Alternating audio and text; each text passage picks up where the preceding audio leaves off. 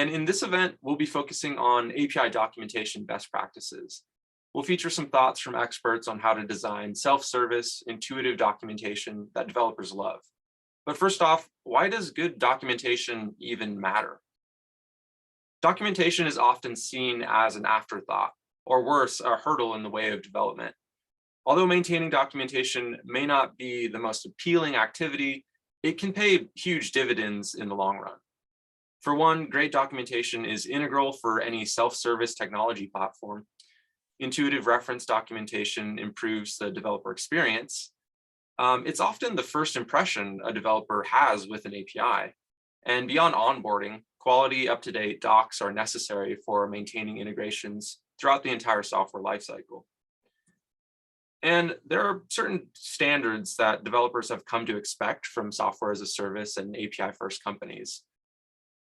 For example, they're usually self-serviceable and have public-facing documentation. Great docs are usually intuitively designed and easily navigable. They often adopt this three-columned approach that you see right here with endpoints navigation on the left, method descriptions in the center, and sample code on the right panel.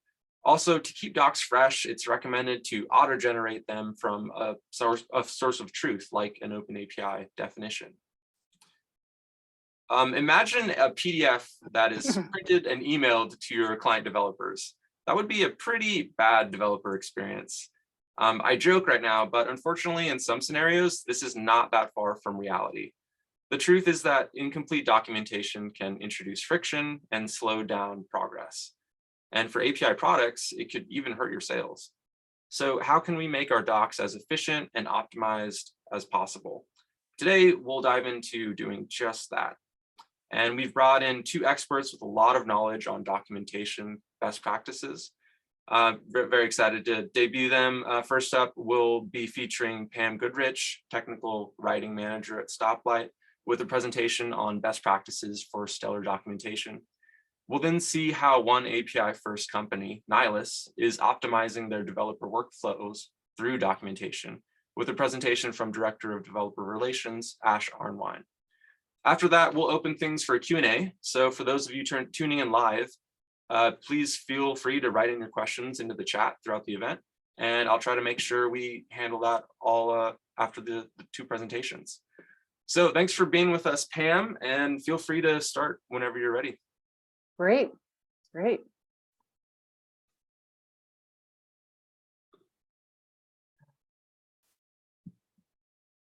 Okay, can everybody see? Yeah, looks good to me. Great. So thanks for the introduction. And you're exactly right on a lot of your points. And first of all, just talk about what we're going to cover. First, who I am and why I'm here talking to you. And then when I was thinking about this presentation, I've been doing documentation for a long time, and there's a lot of big thinking that goes into it, and then a lot of small thinking, a lot of granular details that make a really big difference. And so I'm going to be talking about some just things I've learned over time about, again, the big things you can do and the little things. And again, my name is Pam Goodrich, and I joined Stoplight about 1.5 years ago. I have a background in tech writing, documentation, and this is my first API job, and I've learned so much. I mean, so much about APIs, and it's been really illuminating.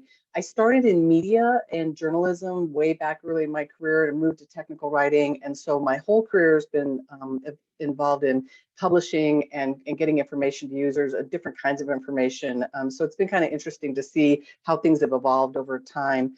I specialized in content strategy. It's something that I'm really, I feel really strongly about, is like your whole strategy. Like, what are you looking at it from the big picture, and again, down to the small stuff.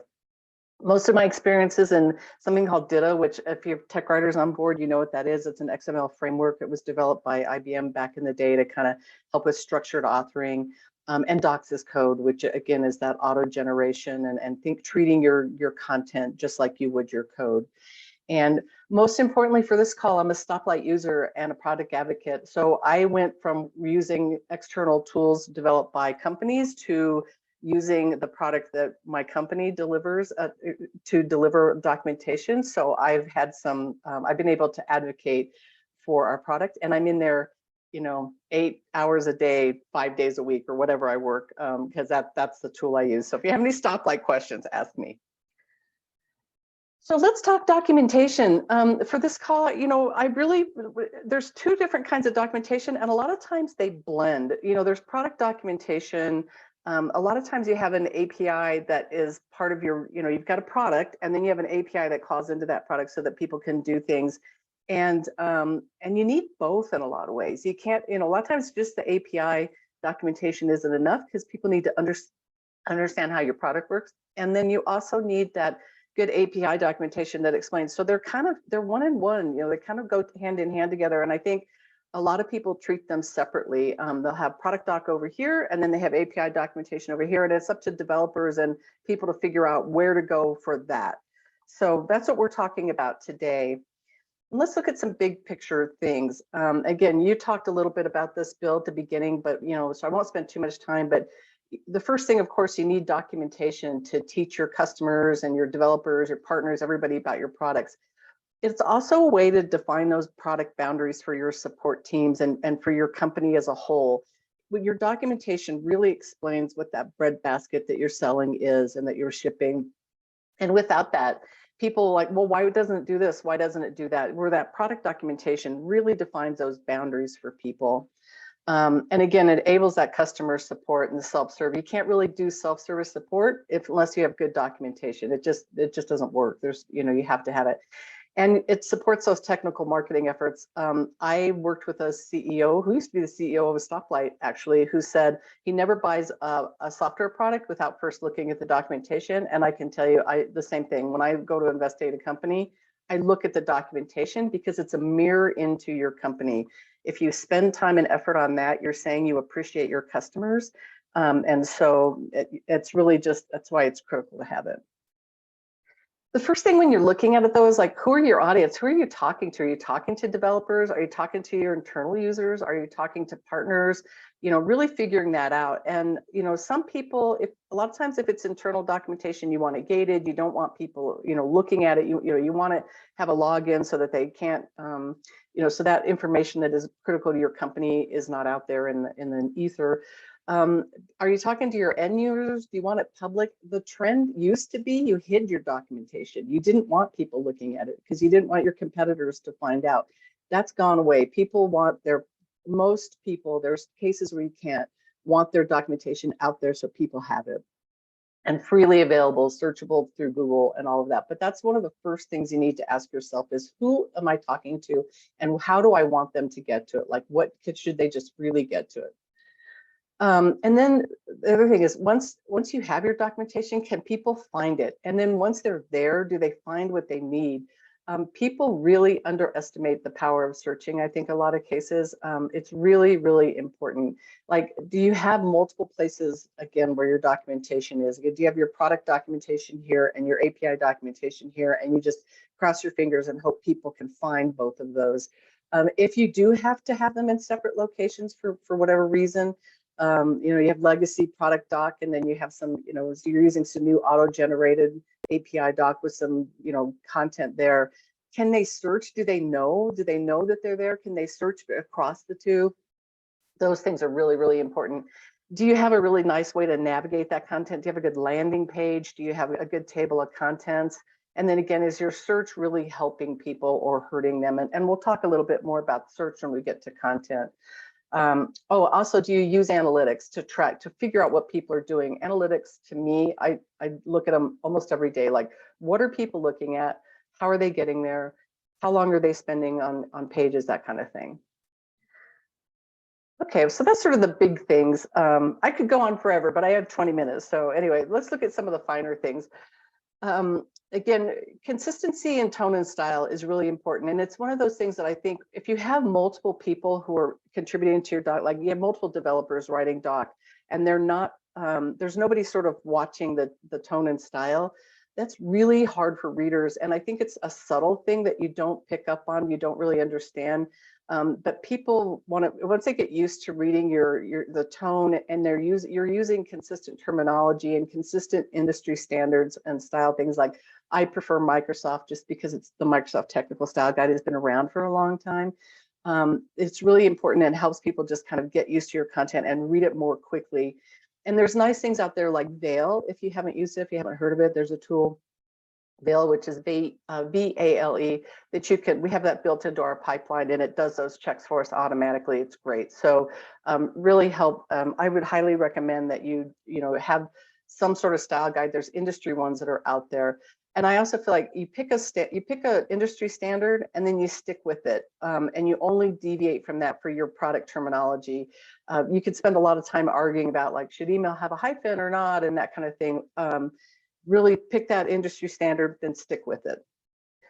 Is your content up to date? Boy, this is a big one. It's really confusing for people, and it happens a lot where you go into a product documentation, you're looking at the product because you're trying to solve something, you're looking at the documentation, the steps don't match the steps that you're working in with the product, the screenshots are out of date. A lot of times people just give up, and the trust goes way down for your customers when they don't, when you're seeing old content out there. And screenshots, Ash and I talked a lot about this last week when we met. Screenshots are, everybody loves screenshots because you can visually look at them and see what's happening. The problem is they're really hard to keep up to date. And so once they're out of date, again, that trust level goes down. So, and I use more of them at Stoplight than I expected to. But what the trick that I use is I keep them to minimum. So it's a browser-based software, and instead of shooting the entire big browser, I try to keep them really targeted on a specific area, because I have found over time that they're just easier to maintain. Things around it may change, but a lot of times, it's easier to maintain if you can really keep that focus specific. But I will say screenshots you can spend a lot of time doing it. Apparently there's people who've automated that. I've never seen it done successfully. And I've also heard that it takes as much time to automate it as it is to just do it manually. I don't know. If anybody's doing it an automated fashion for that, I'd love to hear about it. And then one of the things that I have found, review content, tutorials, that kind of thing, they get out of date very quickly, because as you write your doc, you put it out there, and then you update it as you get new features and new little tweaks. It's really hard to remember to go back to that overview content and those tutorials and look at them and review them and make sure they still meet the goals of the product. The steps haven't changed. It's just up to date. That's something that I would highly recommend. And I'm guilty of it too. And in fact, this made me realize I need to do that. This whole presentation made me realize I actually need to do that for my own content. And then, is your content bloated? It's real easy to write documentation. Tech writers will tell you it's really easy to write documentation. It's really hard to maintain documentation. You just keep putting it out there, putting it out there, putting it out there. Streamlined content really helps with that findability and that usability. Keep things really short. I've got some tips on that later. Avoid repeating content even if you have reuse standards. The one exception I would is API specs. That's a really good use case for reusing models and schemas and that kind of thing, and responses. But with content, the problem is when you have a bunch of repeated content out there and you search, the search results kind of get bloated, and people say, "Didn't I just read this?" So I'm a believer in reuse is really important. An important tool to have, but don't abuse it. Don't abuse reuse. And then again, it helps the search results by returning only the relevant content. So, it's much better when people just get a finite set of what they're looking for than get hundreds of results that may or may not matter to what they're trying to do.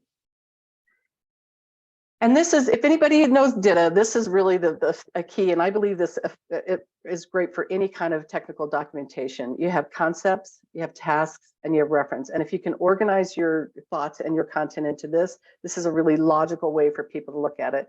So the contents, it's what are you talking about? Keep it as short as simple, a couple of sentences. This is what we're doing.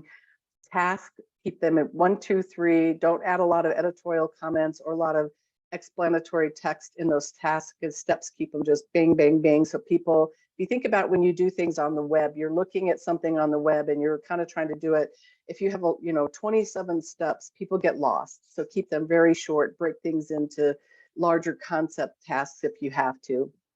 And then reference, this is where you have your API specs with your examples. And again, hopefully you're using something automated that gives you nice, try it capabilities and examples in everything that you would expect for nice API documentation is in your reference. But it's also things like system requirements and supported data types and all of that kind of thing that people need that information, but when they're trying to get something done, they're really looking at what is this thing? How do I, and then how do I do it? And then looking at that reference content to, for the finer details.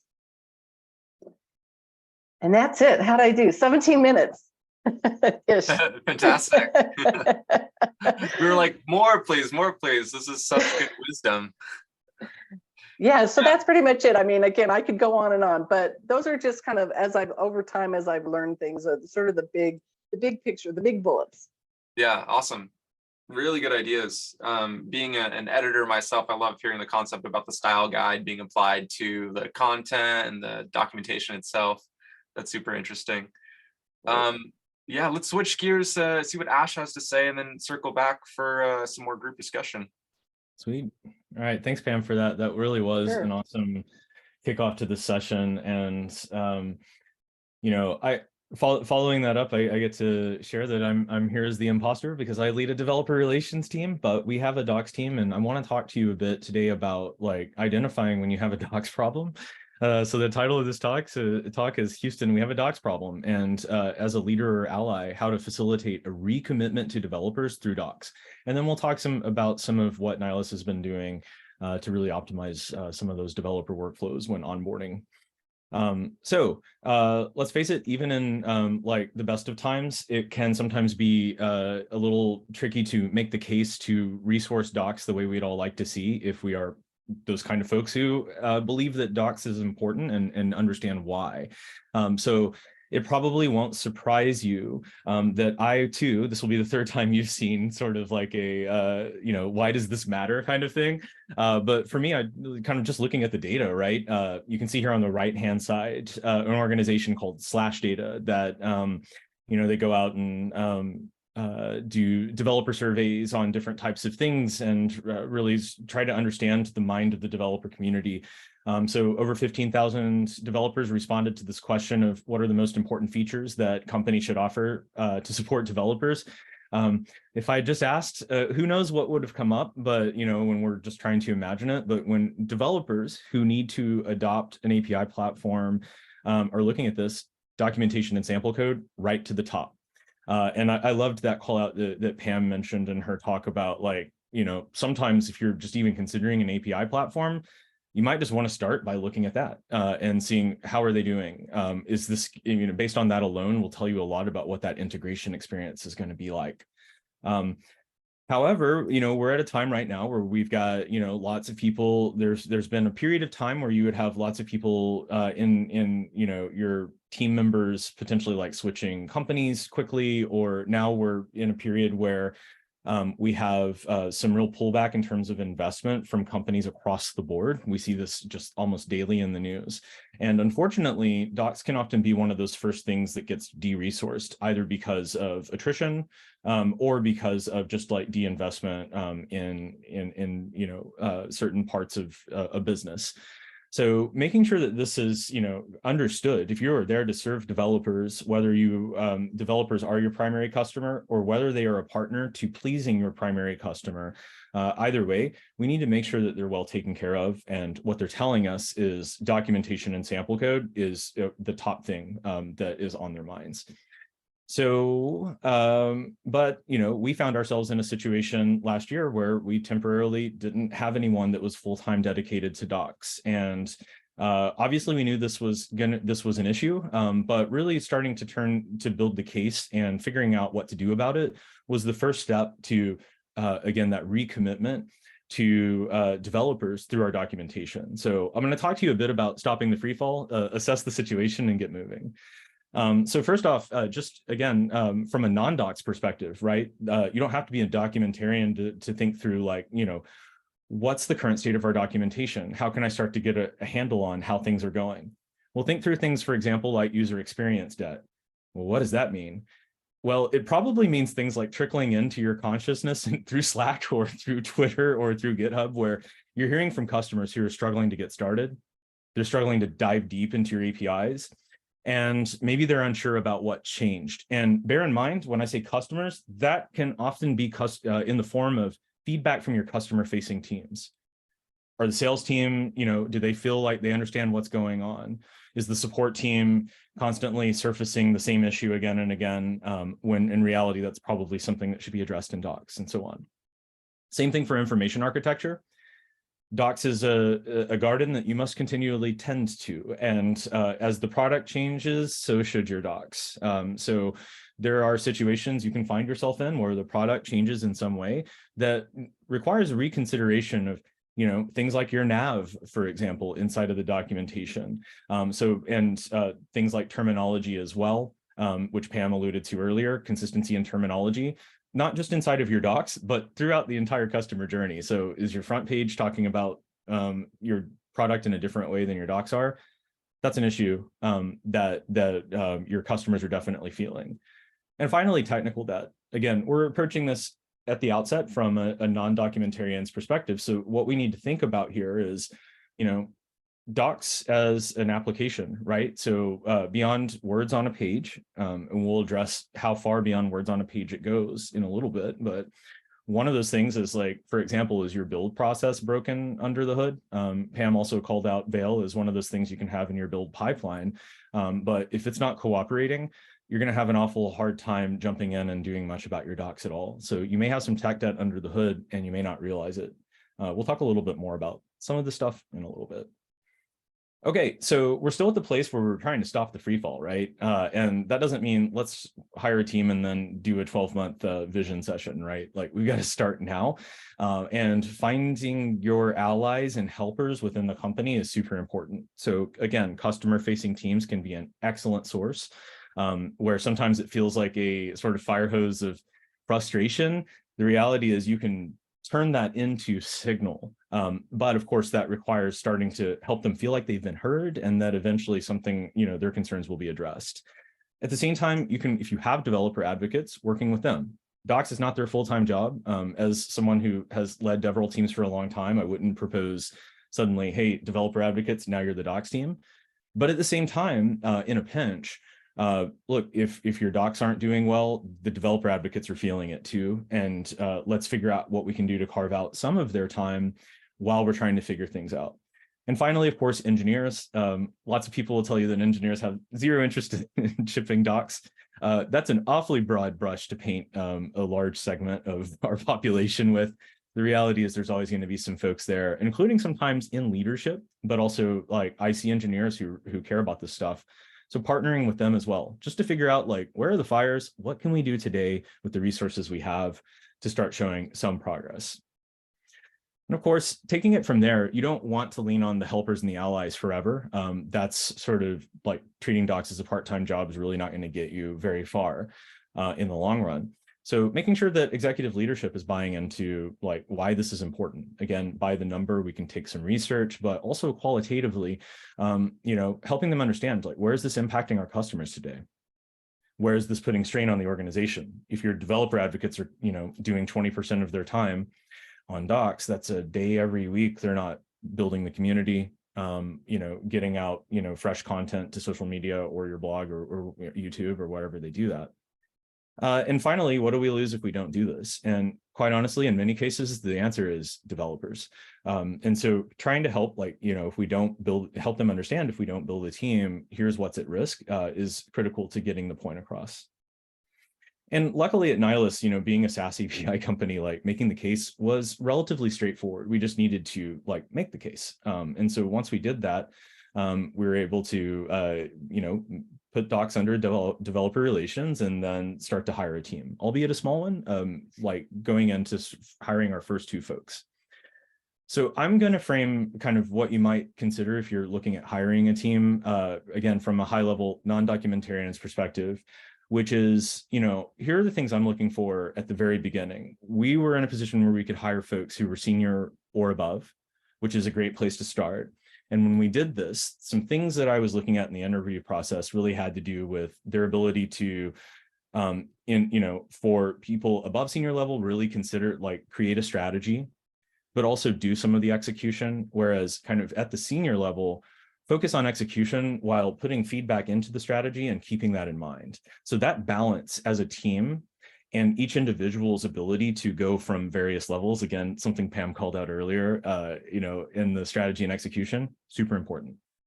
Next up is being process-minded. I think that there's easily two ways to over-rotate on this.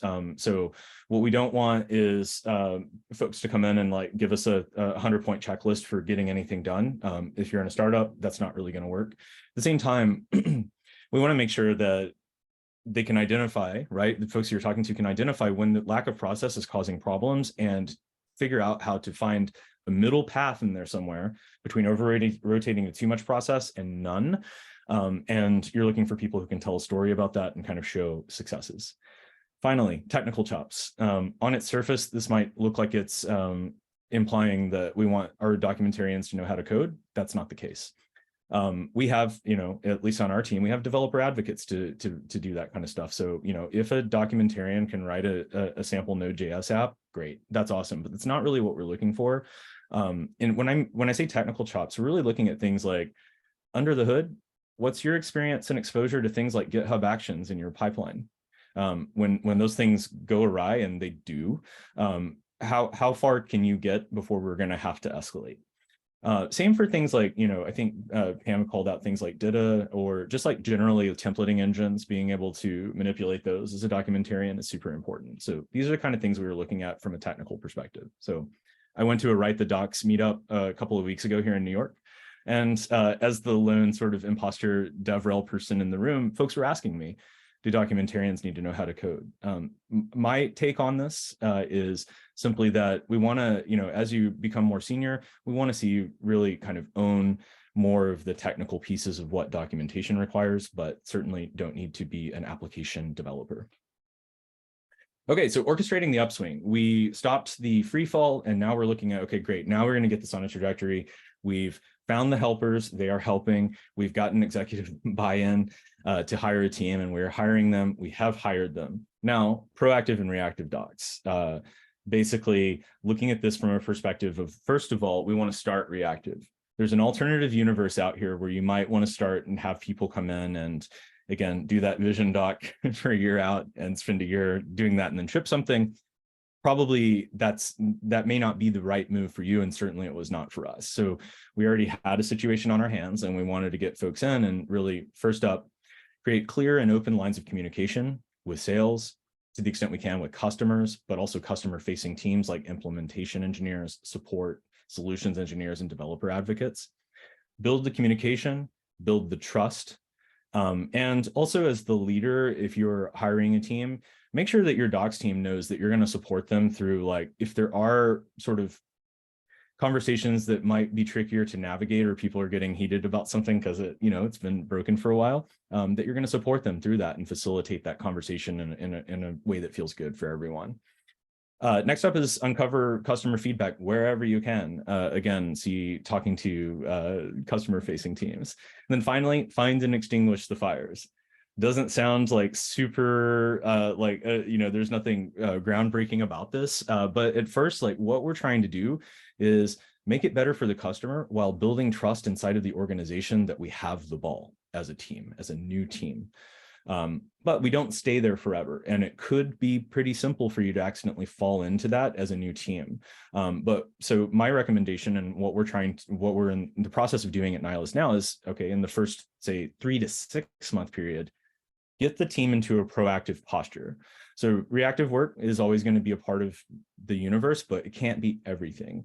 So in other words, like, find out how you can get involved in the product development lifecycle and software development lifecycle process. If you haven't had a team, by definition, this probably isn't part of it, but it has to be. And you don't want to be prescribed how your docs team will plug in, but you really need to be a thought partner in where's the best place to position docs. Hopefully it's not a waterfall process where at the end of a long sort of build, suddenly, a week before someone's shipping something, you're hearing about it. That's the anti-pattern that most docs people, I think, have all experienced at some point in their lives and don't love. The other, again, like the other end of the spectrum, right, is going to be that, you put your docs team in every Scrum session for engineering. Also not the right answer, probably in most cases, if not all. So there's going to be a balance somewhere in the middle where you're not putting them, you're letting your team kind of like sit in a bunch of meetings that may or may not impact their work directly, but also you don't want them at the end of a waterfall process being surprised by things that are going out the door. Next up is establish efficient and repeatable workflows. So again, this goes back to process. Where's your issue tracker? Where's your knowledge base internally? Where are, how do people request work from you and that kind of thing. And then finally, yes, we do eventually, I've called out vision and roadmap a couple of times as things we don't want to do at the beginning, but we do need to get there. So that's something we're starting to break ground on now is, a year from now, where do we want to be? So, we've kind of put out some fires, built trust internally, started building some process. And now we're at a place where we can start to think bigger and further out. Okay, but it doesn't stop there. It could, I guess, but like we really want to go beyond to infinity and beyond. So we're going to go beyond words on a page to truly delight your developers and talk just briefly about how the docs team can be involved in different parts of your experience. So docs is more than docs, right? It's easy for those of us who don't do this all of the time to think of docs as a collection of pages and words on a page, and that's what we're tending to. Absolutely, that's an important part of it, but we really want to up-level that if you want to get the most out of your docs team and also like have the, let them exercise their expertise to the benefit of your developers and customers, to elevate your documentarians to, be a part of conversations that might not necessarily go straight into your collection of docs. For example, and I'll show you a screenshot of this in just a moment, onboarding journeys.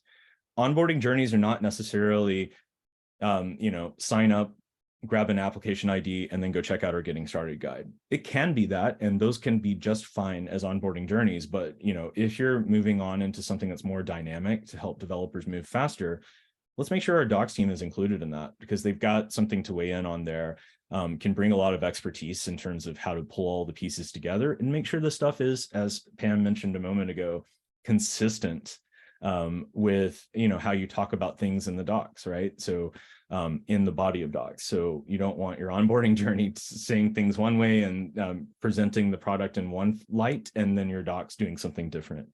That doesn't work out well for your developers.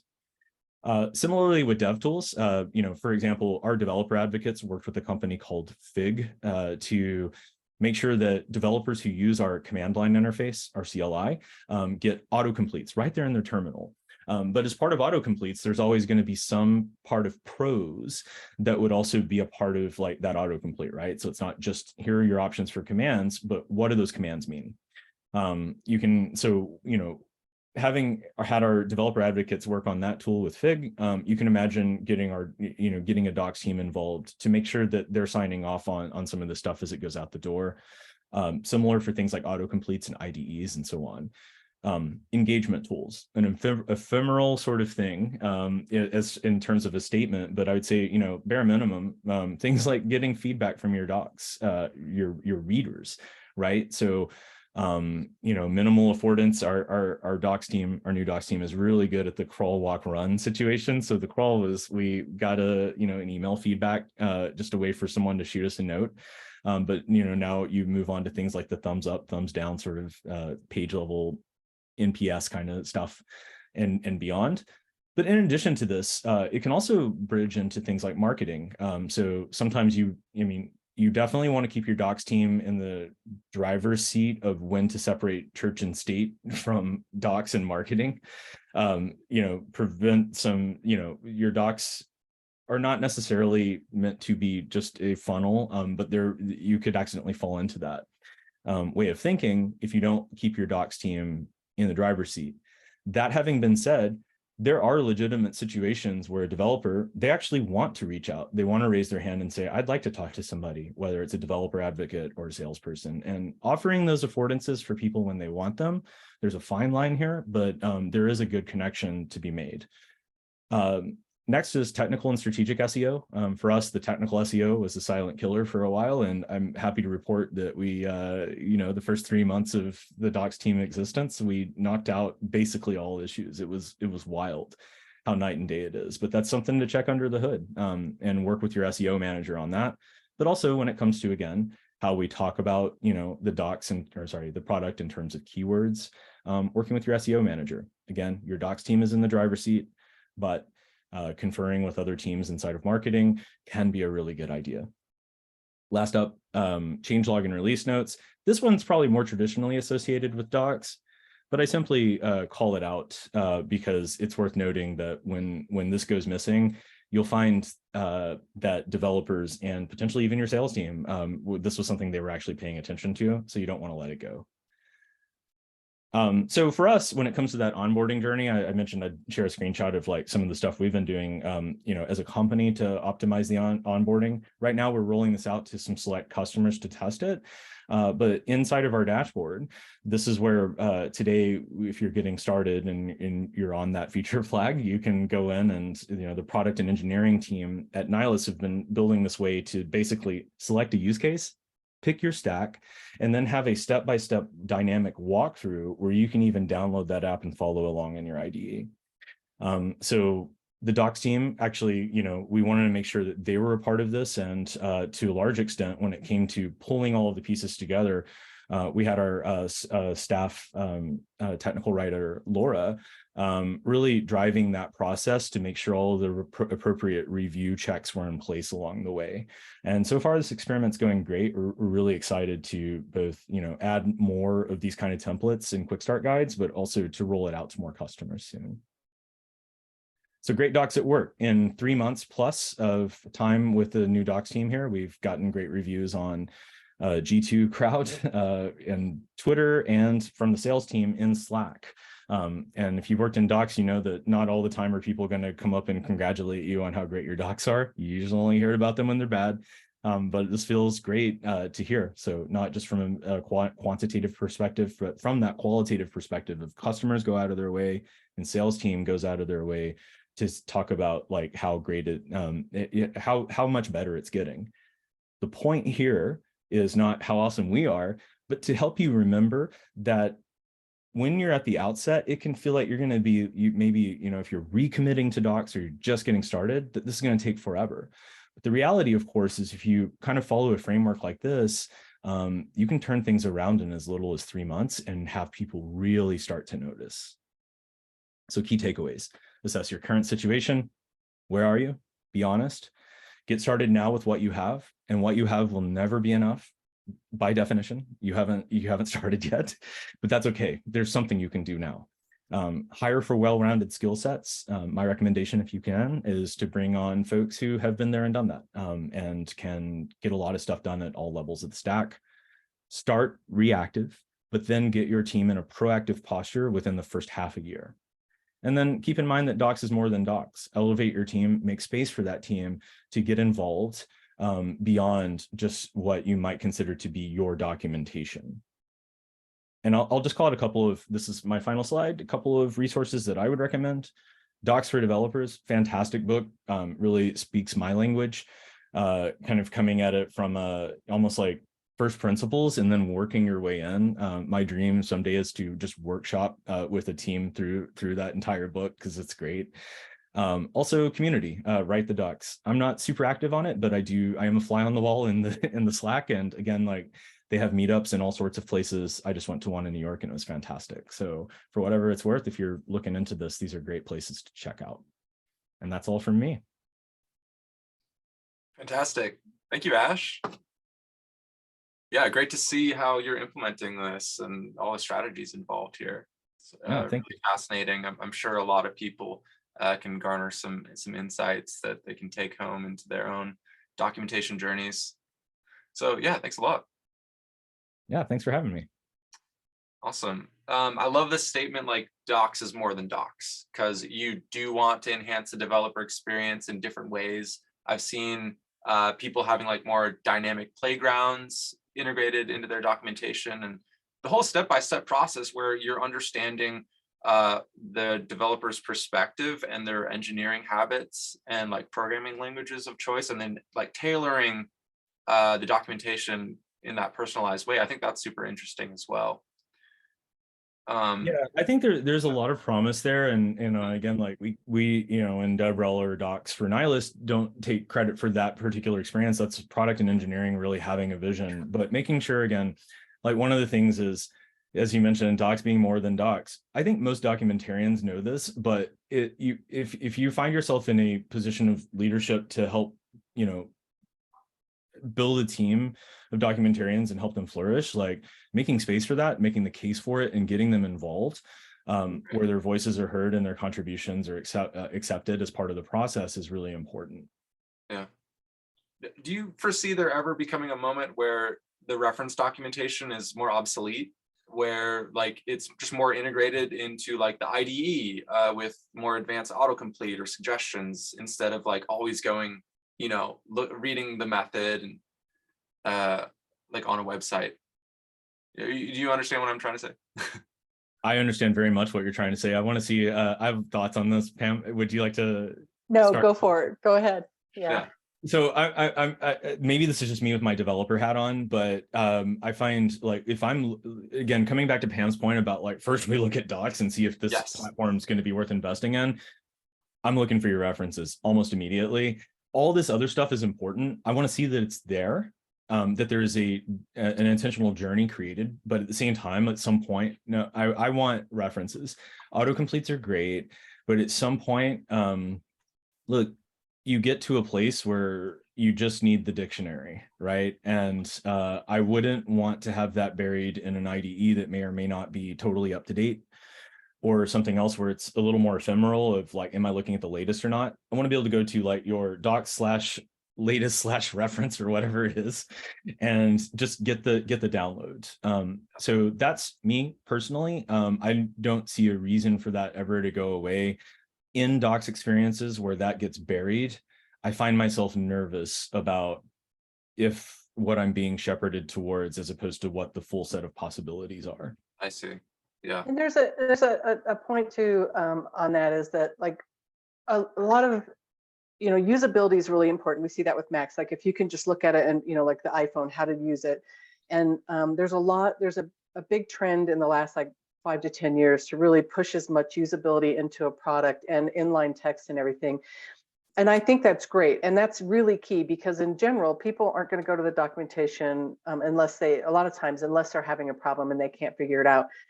But the problem with the inline stuff and what you're talking about is that you have to be in line. If you're not there, you don't have a way to know what something can do. So you kind of need both. And you sort of need to have both so that people can, again, like if you don't, you have to be inline in that area to know that it can do something. You may not even know how to get there to do that, to get to that point where it's inline. So you do need both. Will they ever go away? Anything's possible. The industry changes all the time, and somebody will come up with all this AI stuff that's happening. Who knows? But right now, I feel like you need both. For now, it seems still important. Yeah. I just asked to be devil's advocate for a second. Oh, no, it's a fantastic question, because it comes up again and again. I think there's always a next steps in some folks' mind about like how we're just not going to need docs anymore.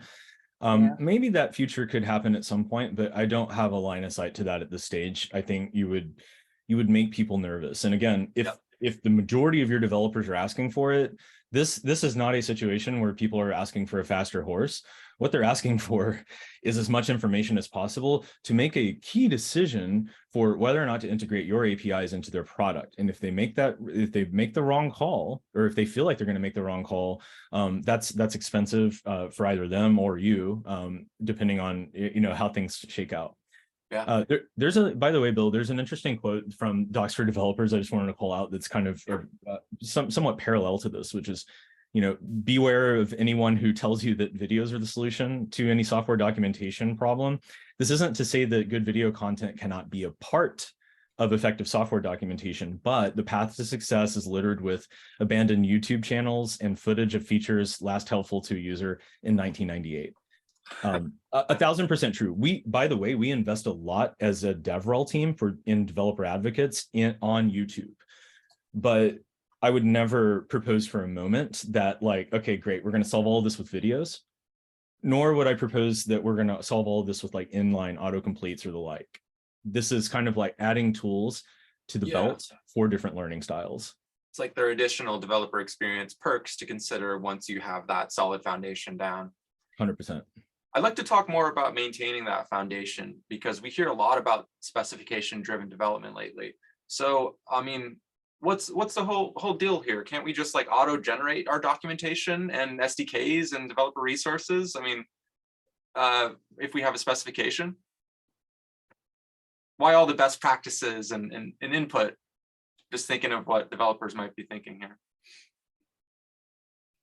Do you want to go, Ash? Take this one? Well, I think part of it is, a lot of it is that, again, it's that reference content. You know, a lot of times with an API, like, how do you get a key? What's the security? What kind of, you know, there's just a lot that people need to get started with even before. So the spec is really helpful for understanding, you know, at that low level, but without some kind of guidance, sort of tough. And I think is that how, did you have any comments, Ash, on? Well, yeah, I mean, for one, whether or not you have a specification, I'd say is like even an open question in a lot of situations. Like that's even so from an API design perspective, there's an ideal sort of like a platonic ideal out there about like whether or not you would have something like that, but like how that gets created in the first place. And then what you can feed that into would be questions for sure. That having been said, like, you know, being able to port straight into Swagger Doc, or what do we call it now? Open API. You know, that's important. Again, that comes right back to references. I've done a whole podcast episode on just tooling around this that I get really excited about. But if that's where we start and stop, then basically that's like handing someone a dictionary and saying, here, please learn French.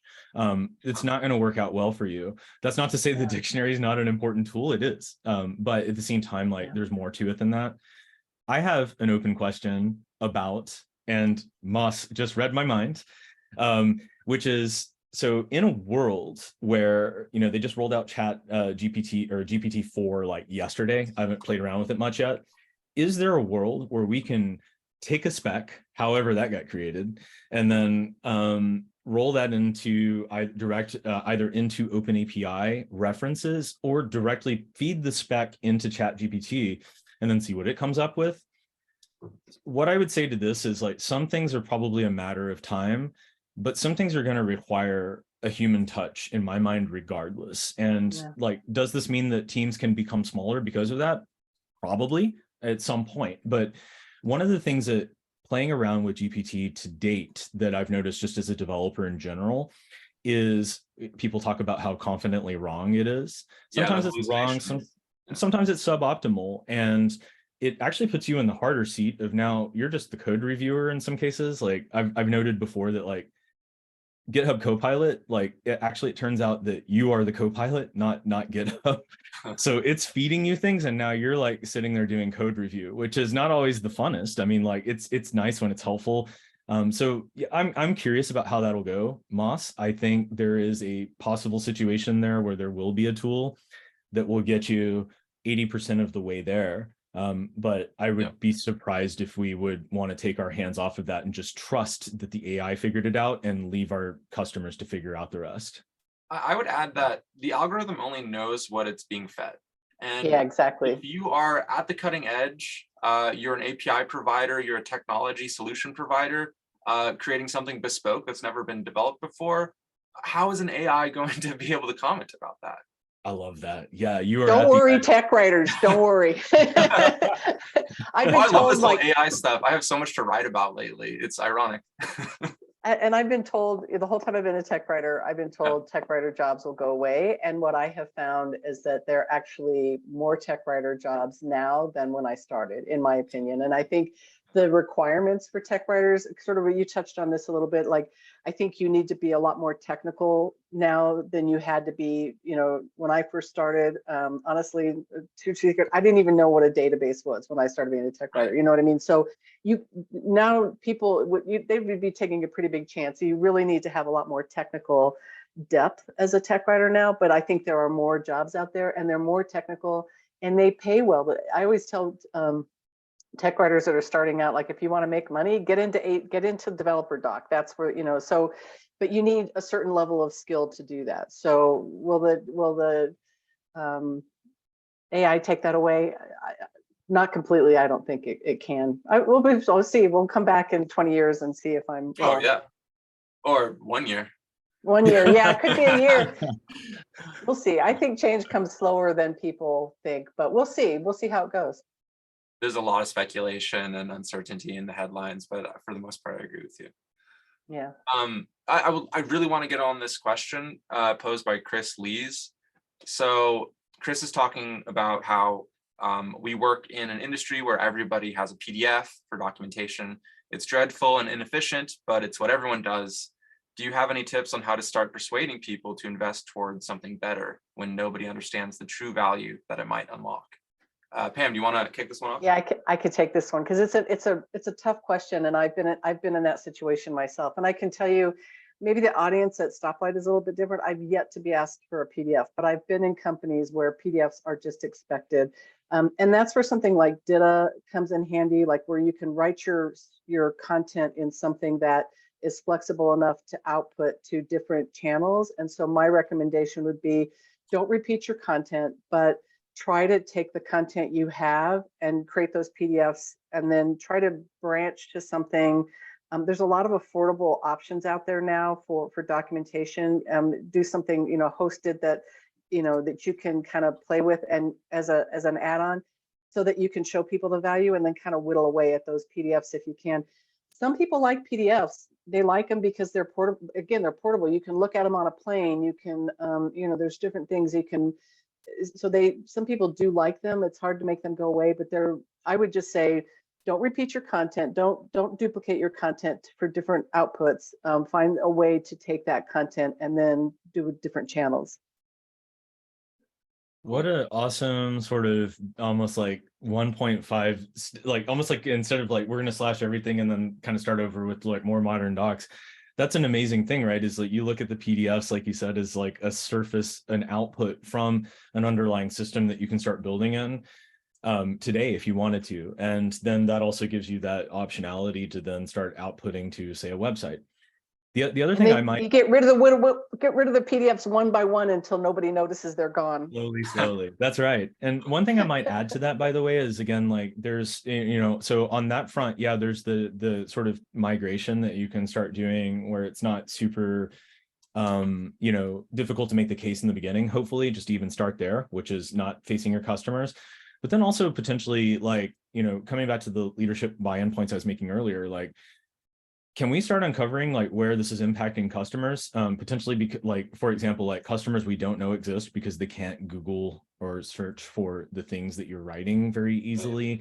Some really folks like myself, if I showed up to an API platform, for example, and saw all PDFs, like I might be running the other way pretty quickly. Yeah. So what do we lose if we don't sort of start taking a more modern approach? I know it's easier said than done, but starting in those small ways by first proving, hey, we can dynamically create the PDFs. And then look, what if we turn this into something that was more modern? What would the customer impact be? Yeah, I agree with you both. I'd also add that not having publicly accessible documentation like this, it hurts that bottom-up acquisition funnel, which is so modern now with self-service technology.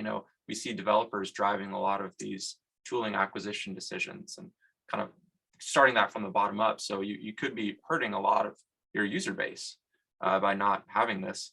But I imagine on the other side, it's like maybe they're working in a highly regulated environment that really does not want to expose documentation for fear of introspection. This is like a reality in some situations. Yeah. So what is the alternative there that you would say? Like if we're not sharing PDFs, which could be hijacked, for example, and like by man-in-the-middle attacks, who knows? If we're not doing that, then how can we keep secure, easily navigable documentation for internal audiences?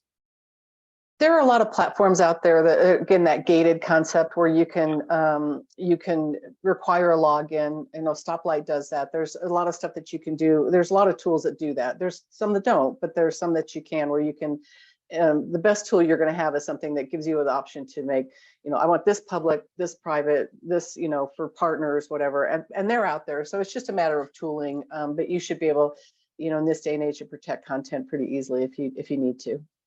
And you can probably look no further than like some best practices for alpha or beta programs for APIs to find exactly that. Some betas, of course, are going to be public, but a lot are not, and those will be gated. So, what's already there from a more beta program perspective that you could adopt just for your entire doc set if it's sensitive enough that you don't want it public. Got it. So there are tools and strategies to retain security for documentation. Yeah, absolutely. Cool. I'd like to kind of end on focusing on the end benefits to the business of investing in great documentation and great developer experience. Ash, you already mentioned a couple benefits you've witnessed firsthand, improved search engine optimization. You saw those great qualitative customer statements. I'm curious from your perspective, Ash, have you seen a direct increase in sales? How has it positively impacted the business? I'm just thinking so listeners here can take some tidbits to help convince upper leadership to invest in quality documentation. Yeah, so this is one where we're working with our RevOps team to instrument as we speak. Qualitatively, I believe it was our CEO yesterday just happened to mention that if the sales team is starting to feel the mood change in terms of lead quality from marketing in general, and Devrel happens to sit in marketing at Nylas. So, quantitatively, we're working on that right now. But as we're starting to see the mood brighten because of different parts of things, and certainly not just docs, but a lot of other efforts happening across the marketing organization. But either way, having more when developers show up, a higher quality. One of the things that we really want to get to is, across, believe product and with Devrel as well, is how many more developers can show up to a potential sales conversation already having built a proof of concept. So that's another one that I think over time we'll be tracking, but that's kind of part of that proactive piece that we're really from months 4 through 6 really starting to unpack kind of starting this month. Awesome.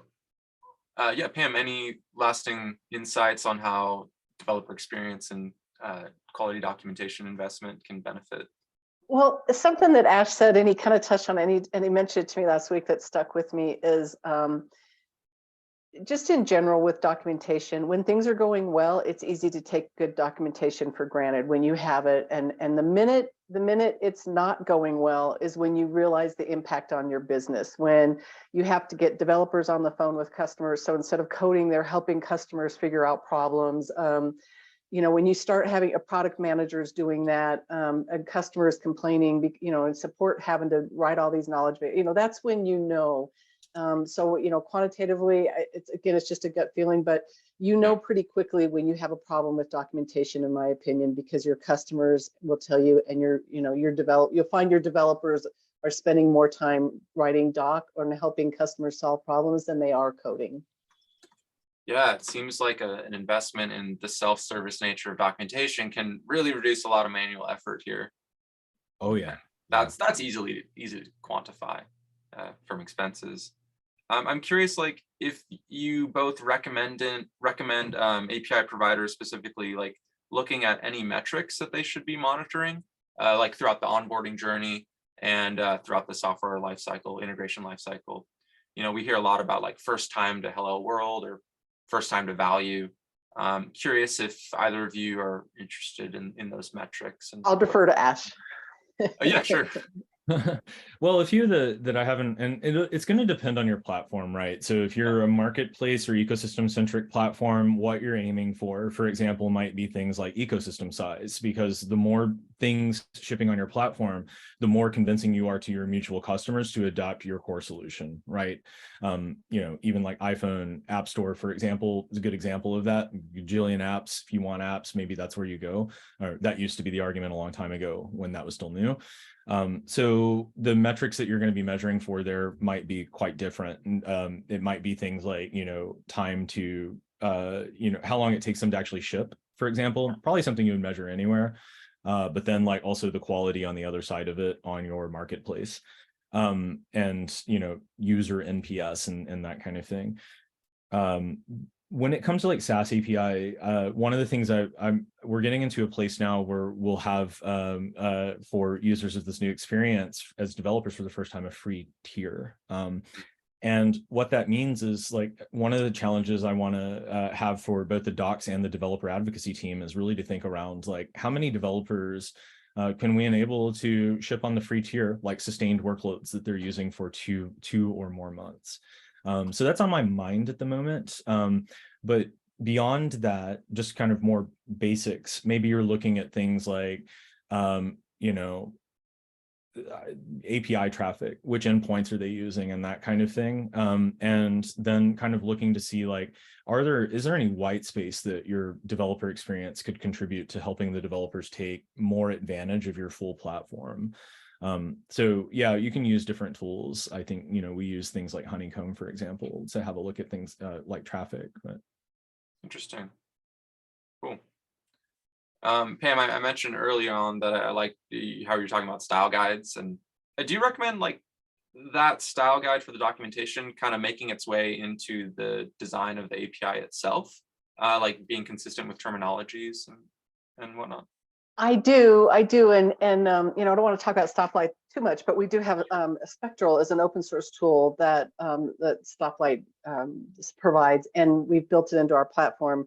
And I've learned a lot about API styles from that. I wrote the documentation for it, and I think it's pretty critical. And I think it's a way to not just, you can control, the documentation that's there, but also make sure that, like URLs are consistent and that type of thing. So yeah, I think any kind of tools that you can use to, and standards that you can use are really critical. And again, I really can't stress enough how important it is for readability and scannability. And I think I think there's a lot of studies that linguistics do, and people understand all of that. But just in general, that consistency is so key when somebody's trying to figure out if you're using the same name or two different names for the same thing, people will get lost very quickly.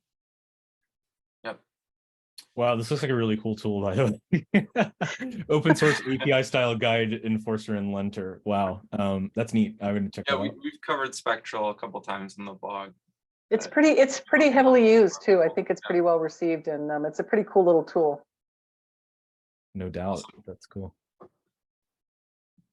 Well, unless either of you have anything else to say, I think we can end this one and wrap this up. Thanks for having me. I really enjoyed it, and I can talk, doc any day. So thank you for letting me do that. Absolutely, yes. And the recording will be available on YouTube as well. Yeah, thanks, Very Bill, good. and thanks for everybody listening in. Really awesome to have this discussion today. Nice to meet you too, Pam. Yeah, it was nice to meet you too. Thank you. Yeah.